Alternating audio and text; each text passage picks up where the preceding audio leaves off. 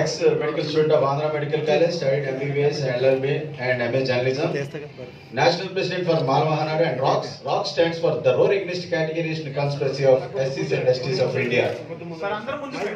SC subclassification, reservation subclassification కి సంబంధించి దేశవ్యాప్త ఉద్యమం కాబట్టి మరి మిగతా రాష్ట్రాల్లో మాల్మహానాడు అంటే తెలియదు కాబట్టి రాక్స్ అని పేరు పెడతాం. నేమ్డ్ యాజ్ రాక్స్ అంటే మాల్మహానాడు ప్లస్ రాక్స్ అంటే roar against categorization conspiracy of ఎస్సీస్, కుట్రపూరిత ఎస్సీ ఎస్టీ వర్గీకరణ వ్యతిరేక గర్జన. తెలుగు రాష్ట్రాల్లో అయితే మాల్మహానాడుగా it's being continued as Mala Mahanadu. I'm doctor Ratnakar.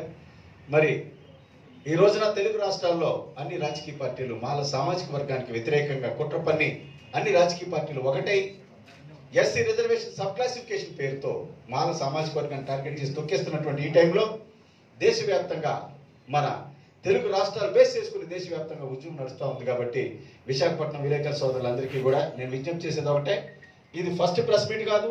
నేను ఒక 100 ప్రెస్ మీట్ల తర్వాత మీ దగ్గరికి రావడం జరిగింది. మీరు అందరూ కోఆపరేట్ చేయాలి. అలాగే ఈ ఉద్యమాన్ని మరి వచ్చే నెల సెప్టెంబర్ 1st వీక్ నుంచి మరి దేశవ్యాప్తంగా ధర్నాలు, రాస్తారోకోలు, శాంతియుతమైనటువంటి ప్రజాస్వామ్యమైన పోరాటానికి మరి నాంది పలకడం జరిగింది. మిత్రులారా, మీరు అందరూ కోఆపరేట్ చేయాలని కోరుకుంటూ నెక్స్ట్, తెలుగు రాష్ట్రాల్లో ఉన్నటువంటి మాల సోదరులారా, బంధువులారా, ఎస్సీ రిజర్వేషన్ వర్గీకరణ పేరుతో మాల సామాజిక వర్గాన్ని అన్ని రాజకీయ పార్టీలు టార్గెట్ చేసి తొక్కేస్తా ఉన్నాయి. మిత్రులారా, రాజకీయ పార్టీలకు అమ్ముడుకుపోయినటువంటి దద్దమ్మల చేతగాని సన్నాసులు మన సామాజిక వర్గానికి చెందినటువంటి ప్రజాప్రతినిధులు అందరూ కూడా సెల్ఫిష్ గెయిన్స్ కోసం, స్వార్థ రాజకీయ ప్రయోజనాల కోసం కనీసం నోరు తెరవడం లేదు. మిత్రులారా, ఎవరు మాట్లాడట్లేదు.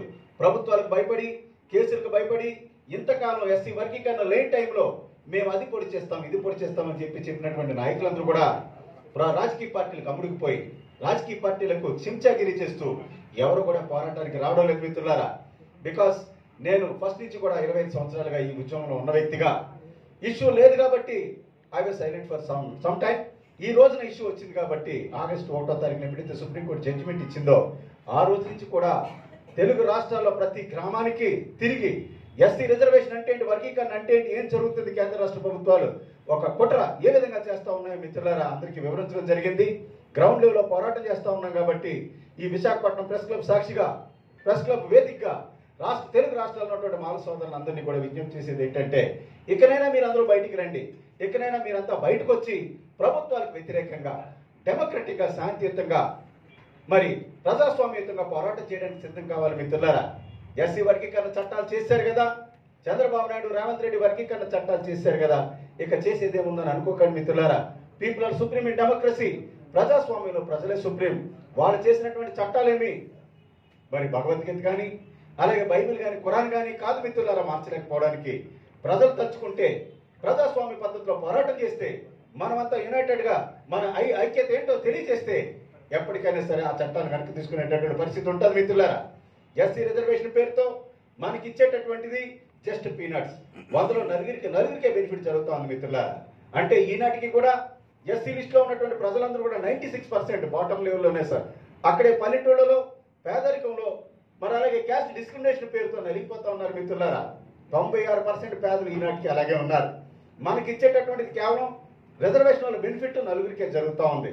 అయితే ఈ నలుగురికి ఇచ్చేటటువంటి ఈ సీట్లను తెలుగు రాష్ట్రాల్లో మన చంద్రబాబు నాయుడు, రేవంత్ రెడ్డి ఎస్సీ లిస్టులో ఉన్నటువంటి 59 కులాలకు సమంగా పంచుతాడట. మోడీ గారు అయితే దేశవ్యాప్తంగా ఉన్నటువంటి 1108 ఎస్సీ కులాలకు ఈ 4 మరి ఇచ్చేటటువంటి సీట్లను సమంగా పంచుతారట. మిత్రులారా, ఇదే సబ్ క్లాసిఫికేషన్. బాయర్ బహిను సునియే, ఎస్సీ ఆరక్షణ వర్గీకరణ కోసం మనం అంతా నిరంతరం కొట్టుకు చావాలని, రాజ్యాధికారం వైపు కన్నెత్తి చూడకుండా ఉండేందుకు గాను ఈ యొక్క ఎస్సీ వర్గీకరణని తెర మీద తీసుకురావడం జరిగింది. మిత్రులారా, ఇది ఒక తెలుగు రాష్ట్రాల్లో మామూలు మీద టార్గెట్ కాదు.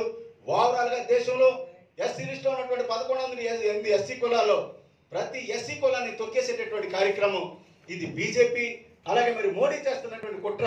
అందులో భాగస్వామి మన చంద్రబాబు నాయుడు అని చెప్పేసి సందర్భంగా తెలియజేస్తా ఉన్నాను. మిత్రులారా, దళితులందరికీ హోల్సేల్ మేనమామ, మనల్ని అందరినీ వాడుకున్నటువంటి వైసీపీ నేత జగన్మోహన్ రెడ్డి ఈ రోజుకి కూడా అసలు అతని స్టాండ్ ఏంటో చెప్పలేదు మిత్రులారా.